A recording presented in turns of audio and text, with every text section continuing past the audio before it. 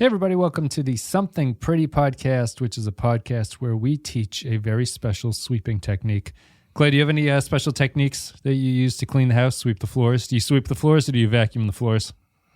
I vacuum. We have a dog that sheds more than any animal should possibly shed. Like, he's shed so much yet never has any less hair. And I don't know how it I don't know how it works. I don't know how animals work. I need a secret. It's a must vacuum house we live in.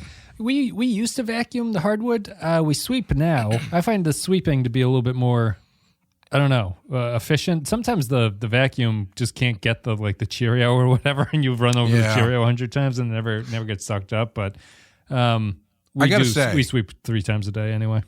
Oh, 3 times a day. Whoa. I gotta say, so many Cheerios. The kids just drop Cheerios everywhere. There is nothing more satisfying to me than running a vacuum over a carpet and just hearing that jingle jangle of shit getting sucked up into it.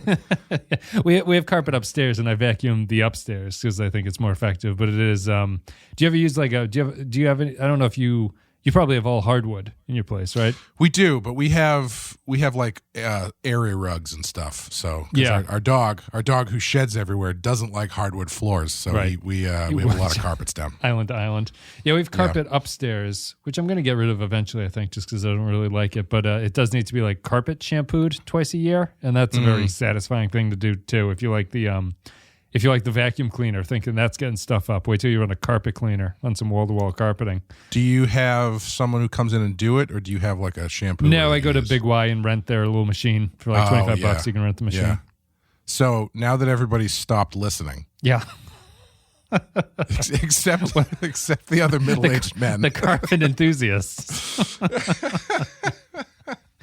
There's no carpet. It's an industry term. No carpet in Deadwood. It's hard to get the blood stains out. We're going to be talking about Bullock Returns to Camp. Let's take a break. We'll play the music, and we'll come back and break it down. You're listening to a podcast that is a lie agreed upon.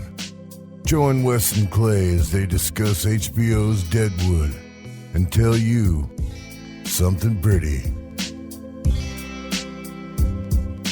Bullock Returns to the Camp is the 7th episode of Deadwood, directed by Michael Engler, written by Jody Worth.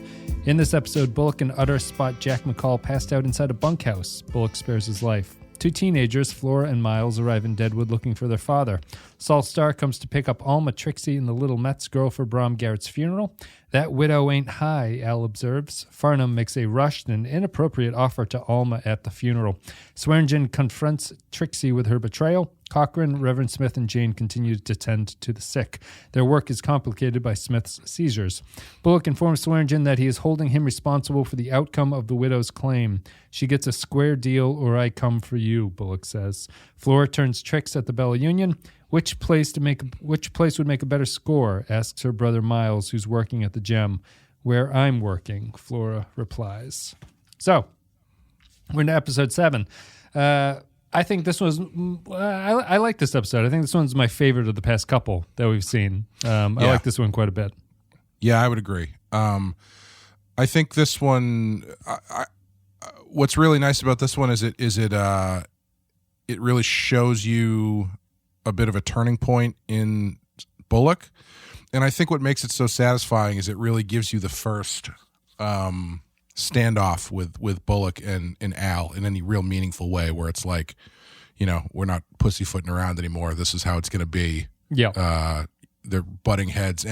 But somehow Seth has managed to, in order to make that happen, he's less angry about it. Like, he's still angry, but he's not seething angry. I can't even look at this fucking guy. Mm-hmm. He's managed to, because he got hit in the head by an Indian, I guess. He's able to channel that stuff more productively, I guess.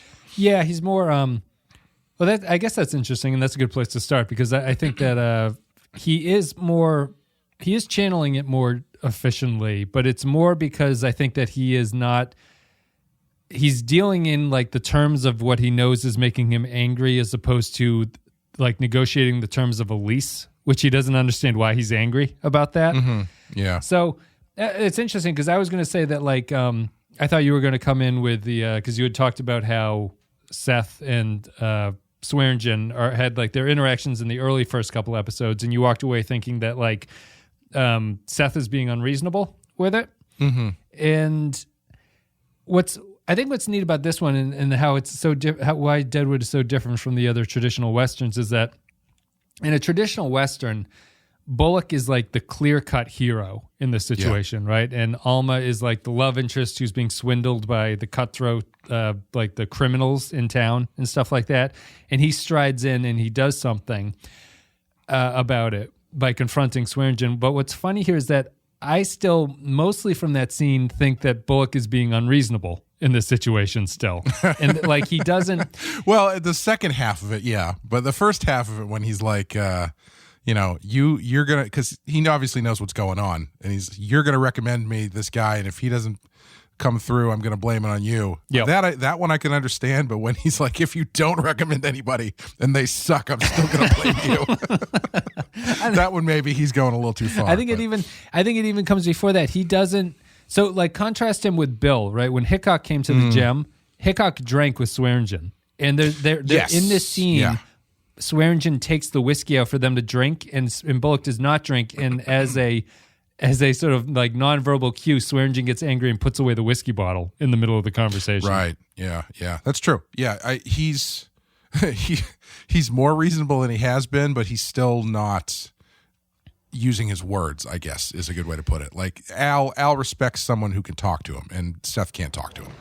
So, was it McCall improved your appearance? No. Well, whoever got the job done, I hope you gave as good as you got. And it's good to have you back. Well, with me being superstitious and all hell breaking loose when you left. I'm here to talk about Mrs. Garrett. The planted her husband this morning? I wrote a man about coming to assay her claim, but he can't make it. Plenty of local alternatives. I want you to nominate someone. Deal. So if any way his work was mistaken, I'd be coming after you. You would? Yeah. Well, since I got nothing to do with the fucking venture, what if I decline to make the fucking recommendation? Then you better hope whoever I find does his job right, because I'm still holding you accountable. I ain't involved. E.B. Farnum offered on her claim. Farnum's your water boy, and I know what you've been trying to do to her. So here you come in all nobility, threatening me with a dire result if the property that widow's husband thought worthless and wanted sold turns out not to be pinched out. You and I know how it is, Mr. Swearingen. How what is? She gets a square shake, or I come for you. What if I come for you? You ready for that? I guess I better be. Then close your fucking store, because being ready for me will take care of your waking hours, and you better have someone to hand the task off to when you close your fucking eyes. Yeah, because I think we're getting a better sense of where Seth stands, and I think that it pairs it off against Alma here, which is that they I think that this is an episode that's really built around the interpersonal relationships that are being built within the camp, and it's backgrounding, but it's not getting rid of the, I don't know what the term would be for the stuff that's like the nuts and bolts of like negotiating the leases and stuff like that. It's not, people aren't really arguing about that anymore. They're arguing with each other about much more personal circumstances. And a lot of the characters have changed because of the death and the things that have happened to them in the camp. And Alma and Seth have this exchange where he says like, you're changed. And she says, you are too, while they're having breakfast. Right. Yeah. I think that what's sort of infuriating about Seth, or annoying about Seth, and what separates him from a traditional Western hero, is that Bullock does think that he is superior to everybody else in a way that is not really justifiable when you see the humanity of the rest of the characters in the camp. In a traditional Western, I think that character, the hero, would be justified in being superior to them, like he's on a vendetta, or he has vengeance against someone who's wronged him, or he's going to right the wrongs that are happening in the town, and so you believe in him. But Bullock's unable to like see the forest for the trees a lot of times, and his own myopic view of things causes him to be an asshole in these situations, which is why he comes across against Swearingen this way. And the final point, I think, is just that like because that scene ends after they have the confrontation, he goes downstairs and they come across Dan killing that guy in the bar, and then he lets his body drop. Bullock, who's ostensibly out there saying that he cares about the way things are supposed to be, simply steps over the dead body of a guy who got killed in the bar because his vengeance is purely personal. And it's like he thinks that he's fighting for a higher cause, and it's not this fair sense of justice that really drives him, but it's more like his rage and anger at things that he thinks are beneath the way that he should be and the rest of the town should be. Yeah, it continues down the path of Seth being a pretty shitty cop, ultimately, because he's got all the fire and the brimstone of the traditional Western marshal, but this show really goes out of its way to show how bullshit that is, because, like you're saying, he presents himself as knowing what is right and what is just, but, you know, at the same time, he doesn't. He pays no attention to the guy who's just been stabbed to death for looking at a girl. You know, he's got blinders on to things that don't concern him, and the things that do concern him, he believes are very important.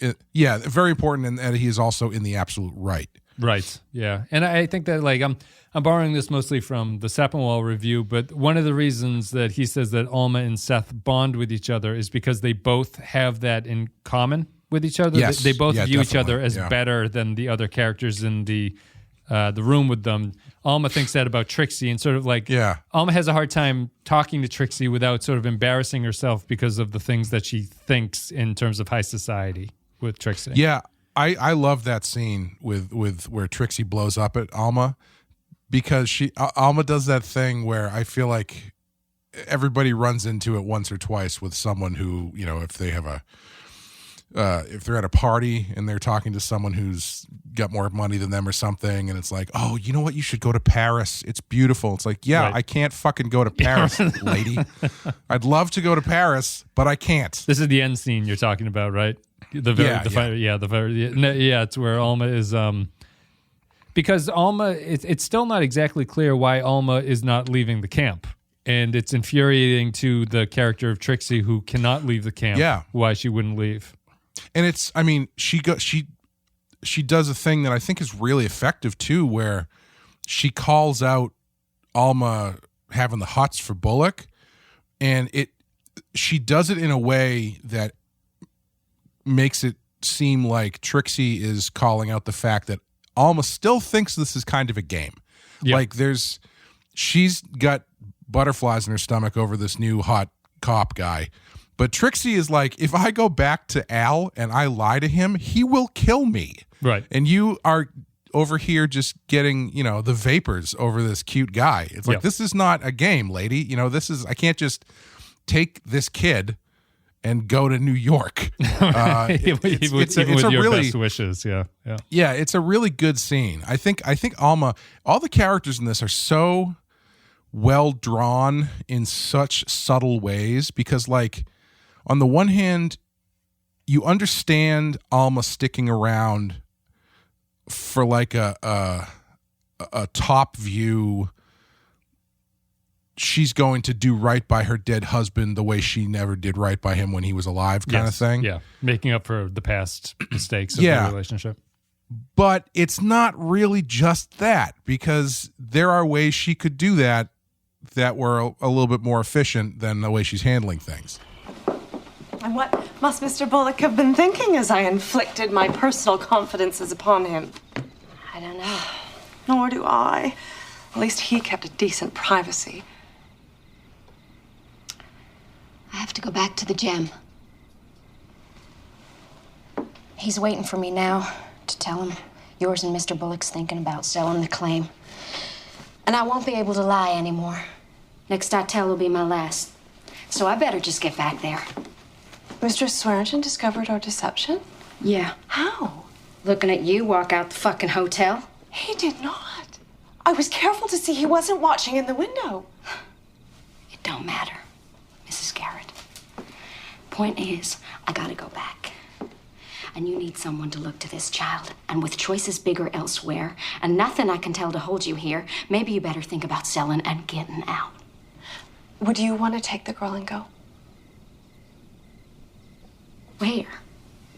I have no people anywhere. You could go to New York. I could have my relatives there, see you established. What the fuck? What would keep you here? You want to fuck this man? Fuck him. Then think about the child. Don't use that language with me, Trixie, or that tone. Don't you want to say, to remember my place? I do, you rich cunt. And I'm going back to it. And I think it is, you're right, it's similar to Bullock, where she has, even though she is a recovering dope addict. She's clean in this episode, though, which is also kind of feeds into that, which is that with full clarity, she's a little bit more, I don't want to say conniving. She's certainly more thoughtful in what she's doing than she was in the previous episodes, where she was largely relegated to just being dope sick.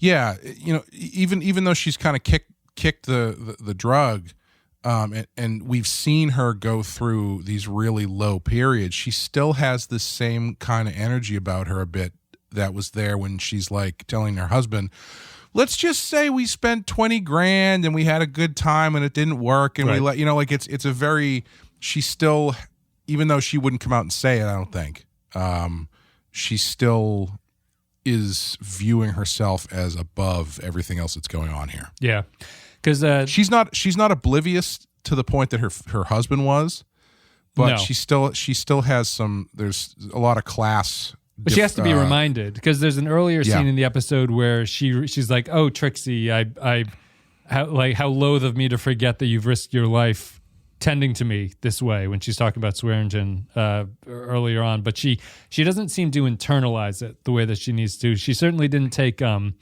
Wild Bill's "Listen to the Thunder" talk very seriously, because she can. And now that she thinks she has Bullock in her corner, she's more inclined to stay there for what she thinks might be to sort of right the wrong and get their money back, but which Trixie's more accurately picking up on is that she kind of is like, she's got like the sort of like the woman who's falling in love for like the prisoner thing going on. It's like, this is not a good situation, but you seem to be unable to avoid it. Yeah. I was just laughing because I was thinking it would be great if they had a scene where Alma was like, Mr. Hickok told me to listen to the thunder, but it hasn't rained in weeks here. I don't know what he was talking about. He's spinning furiously in his grave as that goes on. I love that ending scene. I think it's my favorite ending scene of the show so far. Really good. Really good. Brought a little tear to my eye. Actually, it's very effective. Just the language there too. Trixie calls her a cunt, and she's like, "Don't speak to me this way." And it's this episode has a lot of good scenes. I also like the Charlie Utter and Jane talk to Bill's grave scene is really good. That goes everywhere. That covers like comedy. That covers emotion. That covers the relationship between those two. And it's just one camera shot. And they both did a fantastic job on that one. Man, it gets so like personal and emotional. And then it ends with that great bit where he's like, can I do this tomorrow? And she's like, sure, what the fuck are you asking me for? I don't make the rules. And they just walk off together. Oh, man. Episodes like this, I think, are what elevate this show, because as much as the intrigue and the backstabbing is really fun, it's just every character in this show is so interesting and so well written. And none of them are... They're just not... They're not treating you like you're dumb. Like the dialogue that these characters have isn't just the characters explaining what their point of views are all the time. Yes, yeah. It's just you get a character like Trixie that you've been following for 7 episodes now, who hasn't really had a ton of lines, but they position her in ways where you get a very clear idea of what she's about and what her situation is, so that when you do have this moment where she blows up at Alma, it feels totally natural and earned. Yeah. And then on top of that, they start dropping in the thing where like she and Saul are kind of like getting cute with each other, and it's just such a well done. I mean, Charlie's Charlie's one of the secret MVPs of this show. I think he's really so good. Yeah, Dayton Kelly is a very good actor as him, and he it's funny. He just doesn't seem. He's such a good actor. Like it doesn't seem like he'd be capable of doing that scene with Jane in this show. Yeah. You know, like he has a lot of range. He can do pretty much anything that they ask of him. Yeah, there's even a payoff, a tiny stupid payoff that I fucking loved, which was when Charlie goes to the bar where Bill was shot. And he's asking questions, and that one guy who got shot in the wrist, who's trying to angle for an excuse to have his name in the story so he can do like a one-man show or something. Yeah, he's a writer. Gets up. He's a writer or something. Yeah, he's a writer. Yeah. He gets up and he starts telling Charlie what's happening in a way that feels so phony because it's clearly something he's written and rehearsed. Yes. And it's so good. Yeah. And they cap it off by him like sitting down. And the guy next to him goes like, yeah, whatever you say. like they know it's bullshit, you know? It's really, really good. I think that casting and that performance was sublime for that guy. Yeah. Because I don't know who that guy is, but he was really good. No, he exists totally outside of like, you know, the scene is setting up just Charlie comes in and talks to Tom Nuttall, asking him like how it all happened. And Tom gives a very low-key description of like, this is, you know, McCall came in, Bill didn't see him coming, he didn't do anything about it, we tried to stop it, but no one knew what to do. And then just that guy at the poker table who we've seen in the previous episode, he came into the gem once and was talking about like he had a bullet in his wrist from the shooting and he wanted to testify in the trial and stuff like that.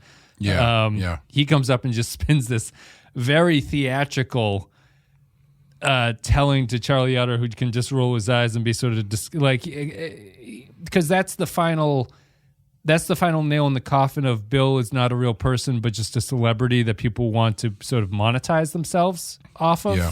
And it's Bill lived that way and Bill died that way. And the final explanation to Charlie Utter about what happened is coming from that kind of a guy that no one else seems to particularly like.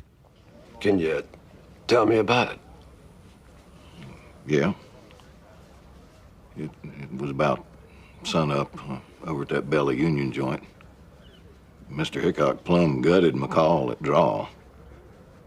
And now here Mr. Hickok was at poker again. Say a couple hours of daylight left, and in come that coward McCall. Walked up on him and shot him in the head.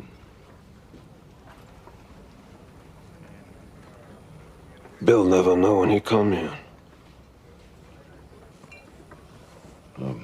Those of us that did, we didn't have no inkling of what he intended. He just murdered him, right where he sat. If I may, sir. This is here Wild Bill was sitting. McCall entered from the front, approached the table, causing no apprehension because he had often frequented the game.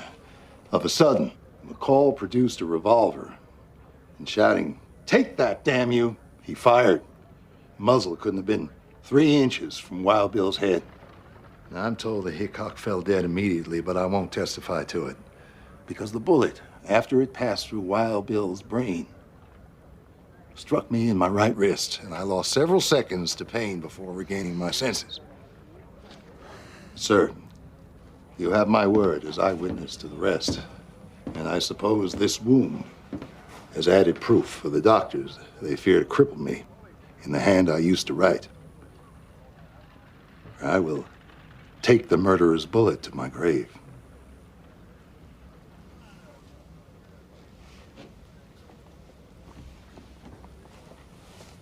Thanks. Yeah, and even there too, right? You've got Charlie coming into the bar. They're telling him what happened, and they are at no point in the scene does Charlie say the thing that everybody's thinking, at least anybody who's watching it is thinking, which is, why did he sit with his back to the door? He never says it. Yeah. But it's so clearly written on his face when he's being told what happened and how it happened that Charlie is confused, that he knows that Bill allowed this to happen, but he won't say that. He says it eventually sort of at the gravesite when he says like, why'd you let that guy get the jump on you or something? Right. Yeah. So he's confused about it and stuff, but like they don't like it's played out so well that they can get that across without ever actually saying those actual words to you. It's just such a great scene. Oh, the annoying guy has a sort of, he sat in this chair and he grabs the chair that is back to the opening of the bar.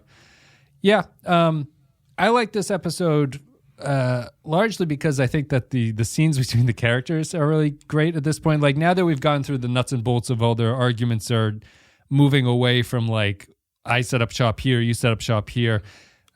It's moving more into like the characters are now, as you mentioned, like Saul and Seth and Alma and Trixie are like relationships are developing that are running deeper than just business associates and stuff like that. The caretakers are taking care of the sick.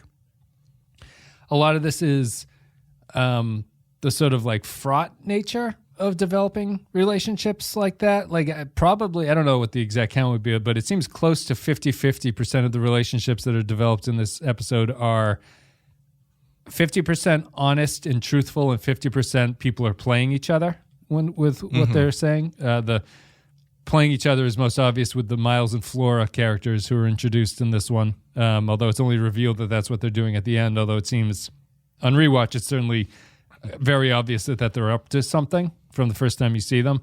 Yeah. Cy and Al have sort of duplicitous relationships with those two because they both want something from them. And then a lot of the relationships are more truthful than that, which is like the Seth and Alma and Charlie and Bill and Jane and stuff like that. So it's a mix, I suppose, of like all the huge variety of relationships that you could have in a situation are mostly being represented on screen. Do you know how many episodes those kids stick around for? Because I very, very vaguely remembered Kristen Bell being in the show, but I don't remember how long. I assumed she was only there for one episode, but it seems like obviously more than that. 2. Just 2? Yep. Okay. Yeah. Yeah. No, her breakout.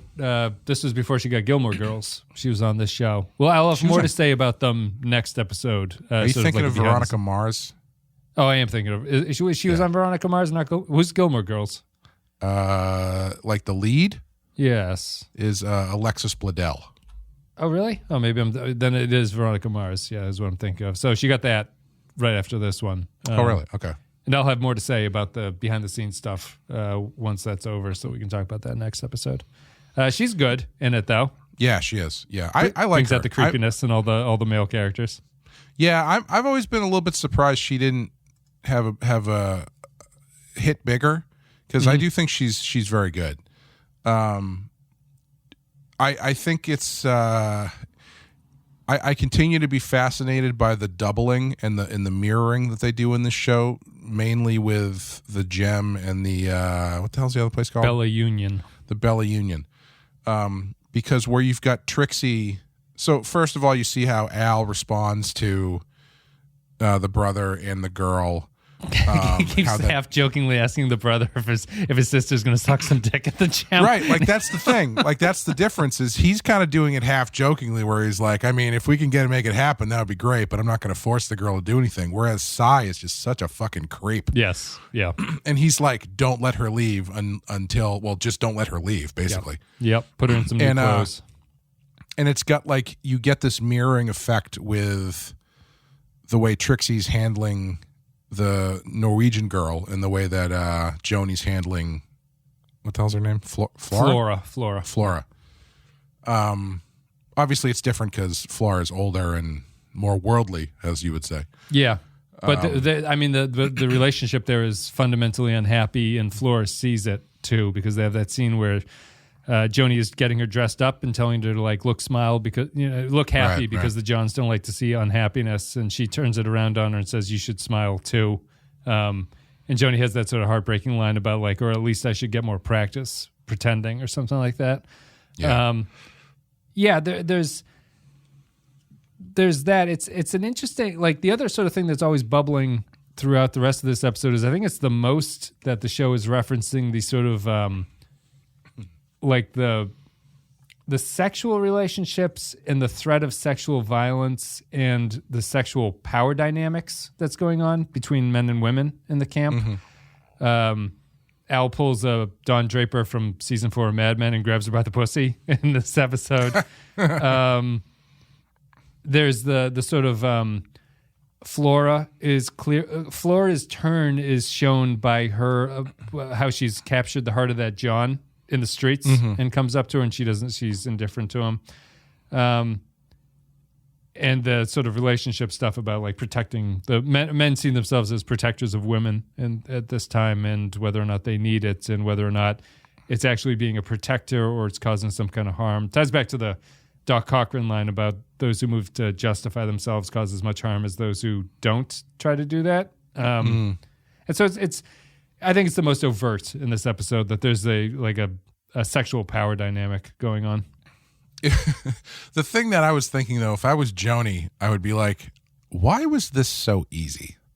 I feel like she doesn't put up to get the much girl, of a you mean? fight. Yeah. Okay. Yeah. Like she obviously she confides in Joni that she's a little bit more experienced than she looks. Not a virgin. Yeah. Right. But at the same time, it's like it's a big leap. I don't know. It's a pretty big leap. Yeah. There's nothing else between to like do. I had a boyfriend once and I'm going to start having sex for money.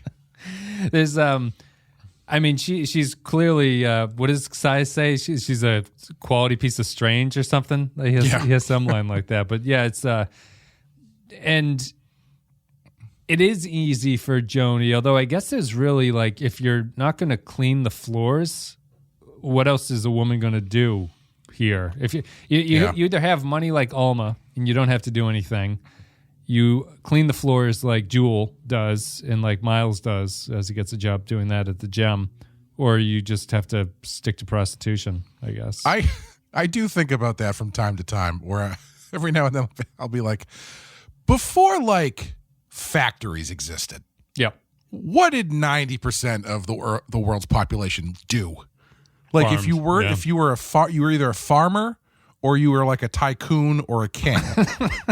And what did everybody in the middle do? If you were a tycoon, you had factories, I suppose. But yeah, you just true. But you know what I mean. You're either a rich person or a farmer, and if you're in the middle, it's not like I don't know. I guess you could open a shop or something. I guess Saul and Seth are kind of middle class guys. But yeah, you'd open some kind of shop, do some simple selling and stuff, but you can't. I think that's why so many people are excited to fight in wars, like in the Middle Ages and stuff. Yeah, I mean, what the fuck? Why not? Something to do. You have no concept of what death is, so yeah. Valhalla, awesome, great, let's do it. No, it's rough. I mean, it's the obviously in the terms of like the show is at least portraying that like digging the gold out is like.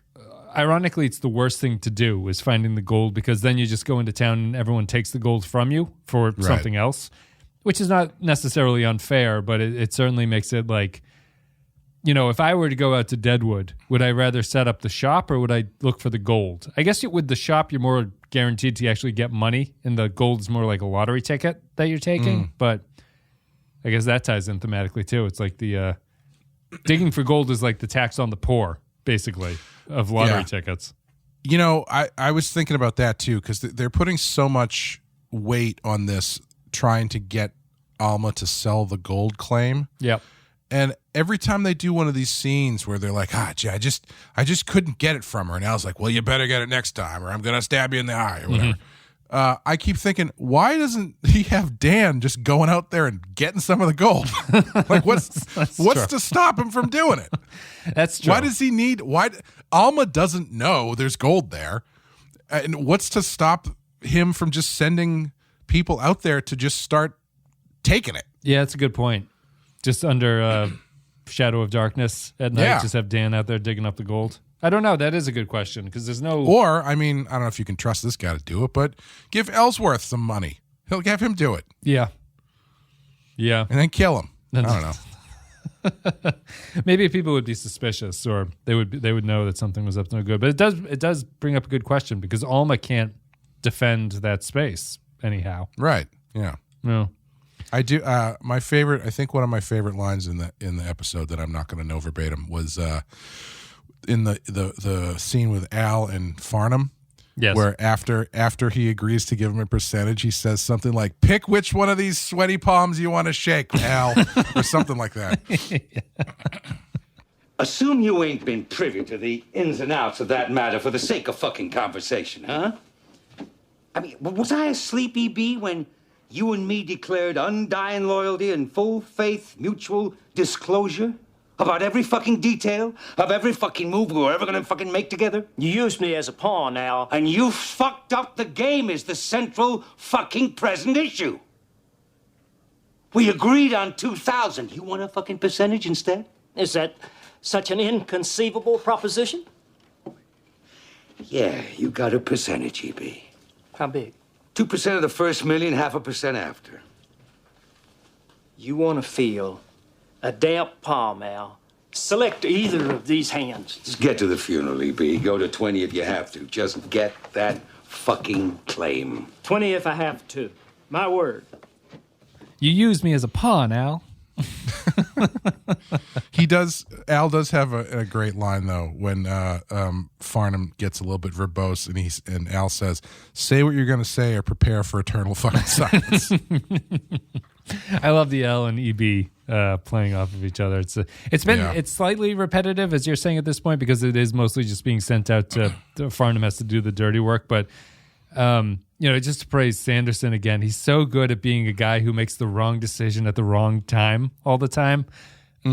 Just his like forcing the issue with Alma at the funeral. Yeah. Well, I would like to say before I got into comics. Mm-hmm.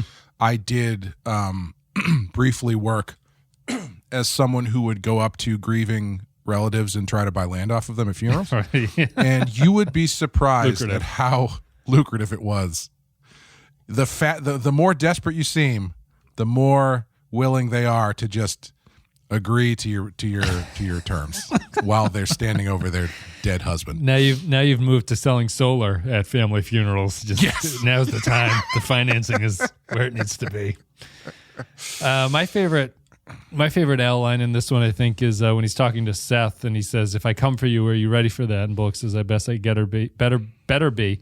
And Swearingen says, "Then close your fucking store because being ready for me will take care of your waking hours, and you better have someone to hand the task off to when you close your fucking eyes," which is a very, very good line. I like that scene between the two of them to come back to that full circle. Yeah. That's good. And, I think one of the great things about this show is that for as verbose as they can get and flowery as they can get with their language, there is an economy of writing and dialogue when they need it. Like the first, I think it's the first scene in the episode where Seth and Charlie come into the camp where Jack is. Yeah. And, they're looking at the horse and then they're talking to this guy and I'm thinking like, okay, in most Westerns, there's some sort of like back and forth and, it's a little bit tense about maybe they lie to this guy about what they're doing there and all this kind of stuff. Or the guy's more suspicious of them. Yeah. Yeah. And they have them ask about Jack McCall, and then you get everything you need to know about what has been happening in this camp from his up response. until this point, when his response is the fucking jerks in that bunkhouse.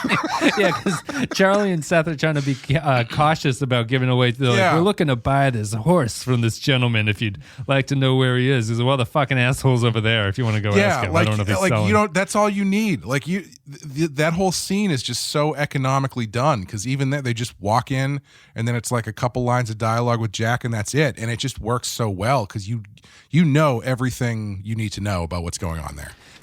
Evening. Evening back. Look at that paint, Charlie. I seen it. I had a appy just like that. Foundered. Makes me miserable reminiscing on it. Do you know the owner? If he'd sell the horse is what he really wants to know. Well, I don't know if he'd sell, but the fucking jerk's in that bunkhouse. What'd you think of tying that off? So that scene ends with, Bullock has the, he's talking to him. He's talking to McCall, who he calls a loudmouth cunt in there. But he says, if I blew your head off here, sitting with your back turned, that'd be a fair play as you gave him. and then he just pistol whips him instead. They draw the connection back to the Native American that he killed in the earlier episode, and the sacrifice there, I guess, is that Bullock's rage that was going to kill McCall was used up in that encounter, basically, and it gave him a chance to slow down and think about what he was doing. And it's the one moment that breaks Bullock from being like relentless Terminator cop, going after McCall and seeing like his own justice is the thing that he needs to do. And it ends instead in them bringing McCall to Yankton, where he can actually be put through a real trial for what he did with Wild Bill. How'd you think all the Indian stuff played out at that point, or like the motivations for it? Or did it improve the scene in retrospect? Because I think you said that you didn't really care for that scene, particularly in the first episode. Yeah, it did. I really like that scene, especially when he kind of breaks down a bit and goes into it. It did answer some questions, like we were saying, like, well, he really had a layup there with Seth on the ground, but he didn't take the shot for some reason. And Seth says that Charlie told him that the Brave couldn't kill him before he laid hands on him. Yeah. So like he couldn't jump him. He had to like actually fight the guy. Yes. Which is interesting. But yeah, I liked it because it slows Seth down, kind of breaks him and from this blinded drive for a moment, and there's a little bit of Seth choosing not to perpetuate the cycle of violence in there as well. But also that kind of goes out the window when he gets back and he's like, Al, I'm going to fucking kill you if you don't. But even there, he doesn't, I mean, he's being a little bit more considerate about how he's handling things, even just a little bit. Yep. Yeah, I thought that scene that was probably Oliphant's best scene so far, I think. Is cause the one with Saul. I think he's talking to Saul about the Indian. Yeah. Yeah, because he's so stoic. Well, stoic isn't the right word, but like he's so closed off. Yeah, he's repressed, I guess would be a good word for him. Yeah. You don't really get a lot of sense of what's going on inside him. So having a scene where he actually kind of breaks down a bit was good, and I think well needed. Yeah. Those scenes between those two are always funny. It's always like Saul looking at him with these sort of like wide eyes. And like in the other episode where he's like, my hand, my foot. What the fuck is my foot to your hand and my ear or whatever? And he doesn't understand what Smith is trying to tell him. And in this one, it's about the understanding what the whole fight with the Native American was about and what it represented. I always get the feeling that look that you're talking about that he always gives him is Saul kind of being happy that Seth finally gets it. Yes, yeah. They're buddies, but Saul understands that Seth has these blinders on, and so when the blinders come off for a minute, he's like, yeah, there you go, bud. Yeah, Saul seems to understand that Bullock's the kind of person you can't tell something. He doesn't get it. Right. Like he has to experience it, and Saul just has to kind of set the ball on the tee for him so that it happens that way. He's one of those people where you have to make them think it's their idea that they came up with. Yeah, Bullock is that kind of person, and he doesn't really change until he does what he wants to do and realizes it either came out badly or the right way, and then he adjusts going forward from that point. We got more Cy in this one. Cy is becoming increasingly slimy with everything. He's such a creep. Even just with Flora, and also... when Andy Kramed comes in for his stuff at the end and just doesn't get much. He gets an offer for some money to buy some new clothes, and he turns it down, but then Cy just stuffs it down his shirt and tells him to join the circus or something. Yeah, it's still unclear what their relationship is, but apparently it's over now. Yes. I guess that they because Kramed kind of represents he's the most obvious to see the change that I think one of the major themes of the episode is that the near-death experience has caused everyone to reconsider their lives in some way. Yeah. So Kramed, when he came to town, was obviously a con man like Cy, who they were talking about starting up some new game or some new con that they could run. And then he got sick. And the only thing he said when he was sick was he was just laying on the ground moaning that he apologized for something. He never was clear about what he was apologizing for. But it's clear that the metaphor is like he's apologizing for the past life that he lived. And he becomes a new character once he becomes well from the smallpox, and he has a new lease on life.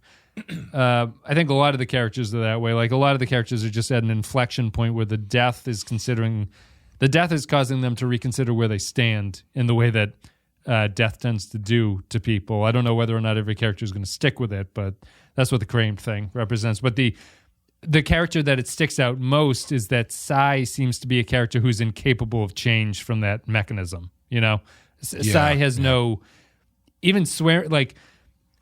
The mirroring that you're talking about, like last episode, we were talking about how Al didn't attack Trixie when he sort of was getting suspicious about her. He does here, but he's not nearly as violent as he was with her early. And she actually convinces him, in my opinion, she convinces him about her sadness of having been in this situation in the camp and she's not allowed to leave. And that actually gives Al some pause about what he's doing, and he lets her go. But Tolliver, no matter what story people will say to Tolliver is only interested in protecting himself and feeling no sympathy for anyone else who might come into his orbit. Yeah, they continue to do this really clever thing where they, they make Al more sympathetic by making him just more honest about how dishonest he is. Yeah. Where Cy is very much putting up a front that where he's, if he goes in for a hug, he's going to put a knife in your back. Yeah. Al is much more like he's going to tell you he's going to stab you in the chest. Yeah, it's a good point. Cy is me. I see myself. Cy is you. Well, I see myself in Cy's weakness, where Cy. I have a weakness that I share with Cy, I guess is the way to say it, that like if I'm in an argument with someone like Amy, I have a hard time owning up to what I acknowledge to be a mistake on my part. Sure. So, I think that Cy has that, where Al is much more honest about his intentions, and like when he makes a mistake, he kind of owns up to it in a different way. Cy is the kind of person who will always rationalize the evil that he's done to somebody and not really own that he's responsible for it. Lazarus, risen. Look at you son of a gun. Hello, Cy. Good to see you, Andy. Don't be afraid to shake with me, Eddie. I ain't contagious no more. How'd it become an outfit? I'm here for my belongings. Look, they're gone, Andy. Measures to stop the spread. Hell, the important thing is you're well. I'll front you whatever you need. Let's get something going, huh? Andy? In the flesh, sweetheart. Which ain't much to look at. You made it, Andy. And we ain't getting nothing going. All I come back for, Si, was my things, and you tossed them too. Why don't you take this and get yourself out of that clown outfit? Once you've cooled off a little, think how you'd have done different when someone has showed up in the shape you was in and my responsibilities to meet. Better than to throw him in the woods to fucking die? Then don't think about nothing, Andy. Use the money for a horn to toot and go join the fucking circus. If you look at the way they kind of run their respective places, Cy is always trying to run a game on somebody where Al is just aware of the way of how things work and he takes advantage of it. Yeah. Like I think that comes out in his speech about the specialists, as he calls them. The titty where lickers. he's like, I just understand that there are needs that need to be met, and I can position myself to do that and make money off of it and capitalize on it. Yeah. Whereas Cy, I don't think would ever say that out loud. He would be doing that behind your back and, shaking your hand while he's picking your pocket. But it's all appearances, right? The Bella Union looks like a legitimate. It's all flash, yeah. And I think they do a good job kind of showing you, getting a little bit more into what Al's about, because there's the specialist scene, and then there's also the bit when Seth comes back and Saul says the thing about how Swearingen kind of took control of dealing with smallpox because he realizes that dead people can't pay for women and beer. Right. Yeah. Yeah. Yeah, and we talked about that in the town hall scene. Like, it's motivated. I think Deadwood just gets a lot right in that sense of like the things that are done are not motivated by like the best interests at heart. In a lot of cases, like there is a sort of selfishness and a personal desire to succeed that drives a lot of the decisions. But what the show is saying is that like the decisions that enable things to survive that way tend to flow in this direction of organizing themselves into a little community that they have. And that like it calls back to Reverend's, like all the people have a different role. Like someone's the hand, someone's the foot, someone's the mouth or whatever. And the self-interest is kind of limited when you create that architecture around it. Like Al's able to, in a way that Cy is not, Al's able to fit into the new structure that's being built around them, and he comes off as less villainous than Tolliver does in a way that you could actually see a lot of the people in town or the camp would kind of support Al as they would not support Cy, even though they're doing exactly the same thing. Yeah. Yeah, it's I continue just I think it's just we're in the doldrums of Voyager's third season or something, but it's just like I find every scene of this show there's something there in each scene. Yeah, there's like something to see, there's something to think about, there's something to listen to. The language continues to be very evocative and clever, and the characterization is great. Just little moments like when Farnum is trying to get to Trixie and Saul is blocking him from the door, and he gets close enough to yell at her to make sure that he delivers the message, and then he scurries off. He's just such a little slime ball. But just like every moment like that is just so wonderfully constructed. Yeah, and even talking about how Alma kind of thinks that she's better than people to a certain extent. She makes light of ignorant of their suffering might be a good way to say it too. Yeah. She they have that bit where she makes light of pretending that she's doped up, and Trixie's kind of like, "Yeah, you should," and then she doesn't, and then obviously Al figures it out, and she's like, "I didn't. How did he know? I didn't even see him out there." And it's like, "Well, yeah, he knows everything. You got to live the gimmick, baby. You know." Yeah, right. Yep. No, it's a good point. Yeah, that's her own either naivete or arrogance causes Trixie potential violence that happens slightly, but it's not to the worst case scenario that it could have been. Like, I wonder if the show. Do you think the show sold the danger that Trixie's in enough? Going back to Al.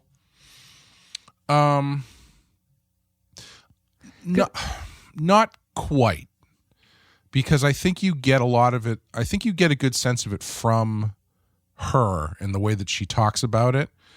But I think Trixie and Al's relationship is so fucking weird that I don't know if it's totally clear how bad he would actually go at her. Yep. I mean, clearly he's not going to be nice about it, but no. So it's.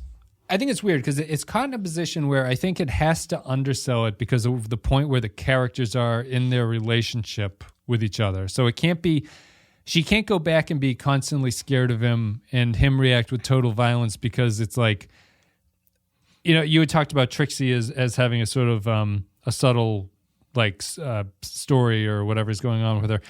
Trixie's actually interesting to me because she has relatively little screen time, yet her arc is extremely clear in the show, I think, which is that like she's breaking away from Al and the Gem and her position in society. Like they kind of put a point on it in this episode that that's what's happening. But at the point of their relationship now, they can't go back and have her under too much threat because in a weird way, her reaction to death is to no longer fear what might happen to her because the break is happening, so her going back is like the death or the violence that might meet her is a kind of freedom from what she does not like about her current situation anyway. And so Al kind of can't win in either case. Like if he kills her or something, she gets the freedom that she wants.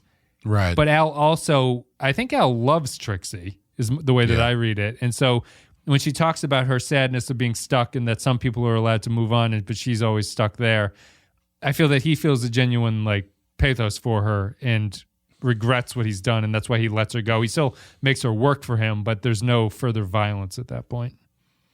Yeah, and I think it continues to mirror with Joni too, because Trixie is recognizing how she is at the bottom of the barrel, and she is choosing to take matters. She's choosing to have a little bit more self-respect and make decisions and try to do good, even if it's in small instances.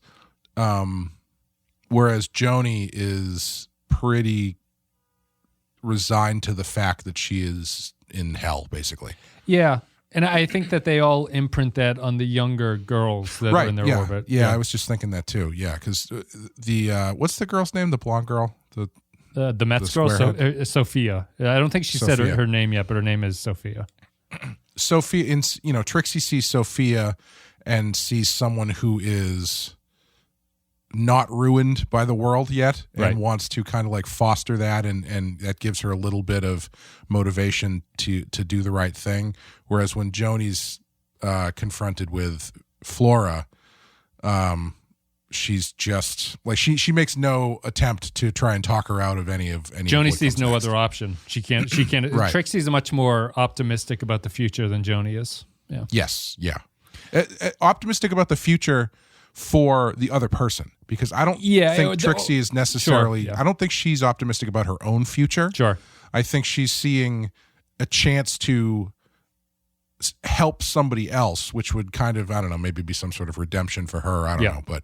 But Joni is not at that point where Joni is just like, no, this is how it is for me, and this is how it is for you, and this is how it is for everybody. Yeah, right. Ties into, you have to pretend to be happy is Joni's outlook. And Trixie believes that happiness is actually out there and possible if they just try harder, or they try to get to that point where they can get happiness. You like how that falls?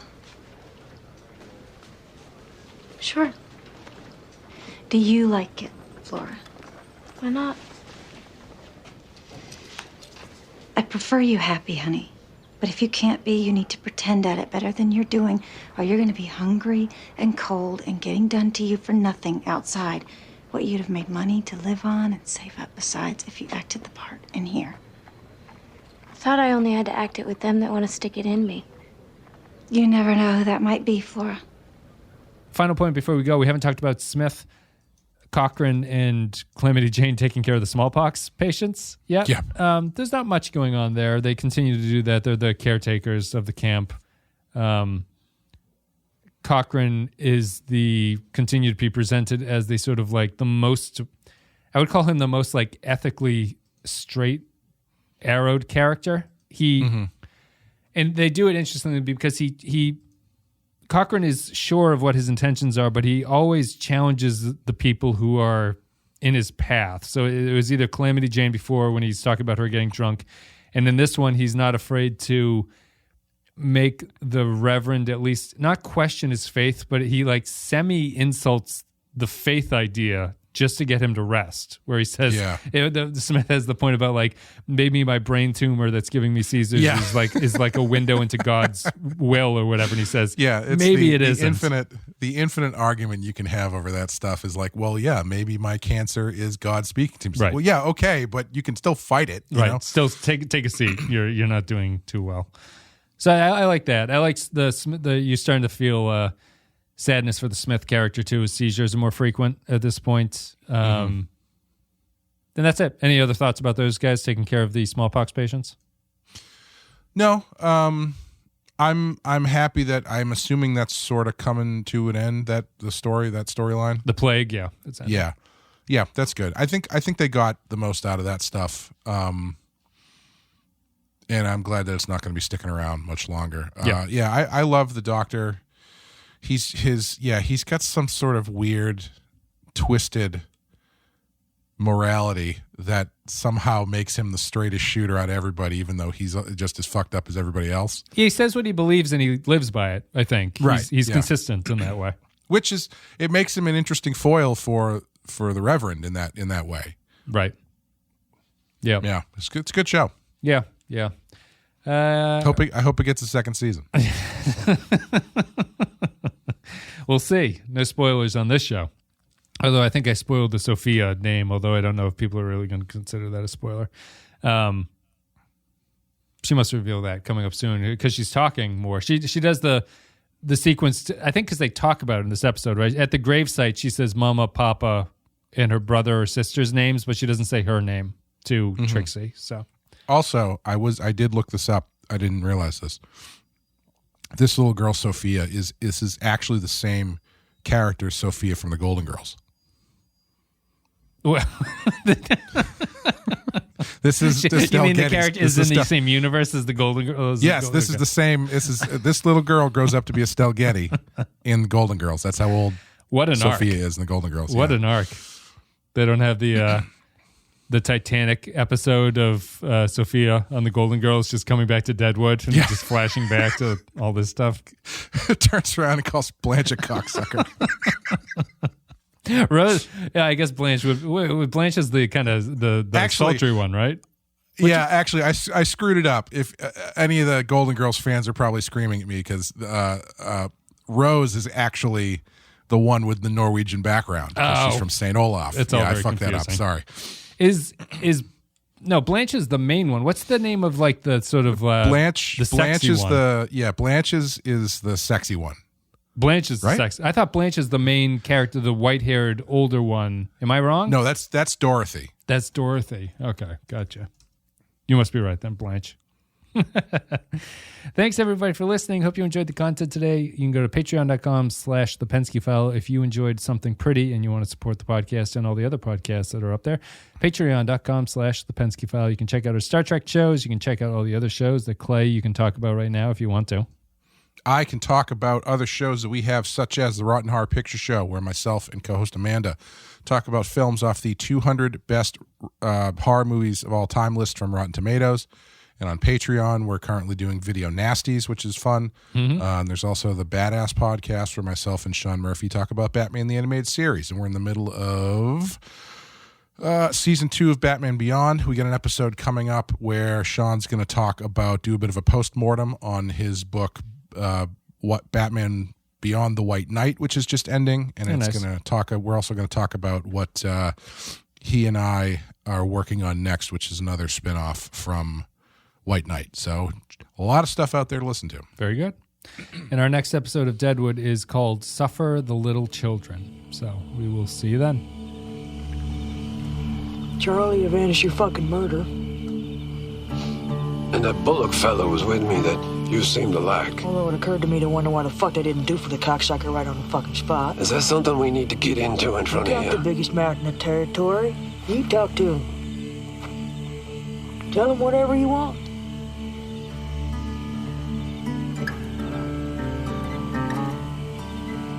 I got that mail route in Cheyenne that we talked about. I was bringing back supplies to them hardware boys, and I run into that Bullock fella. He was out there looking for that McCall that killed you. And he run into some heathen boy, and he had one hell of a fight. Boy, and he got fucked.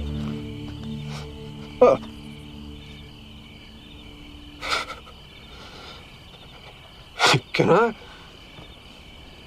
I tell him some more tomorrow? Sure, what the fuck you asking me for? I don't make the rules.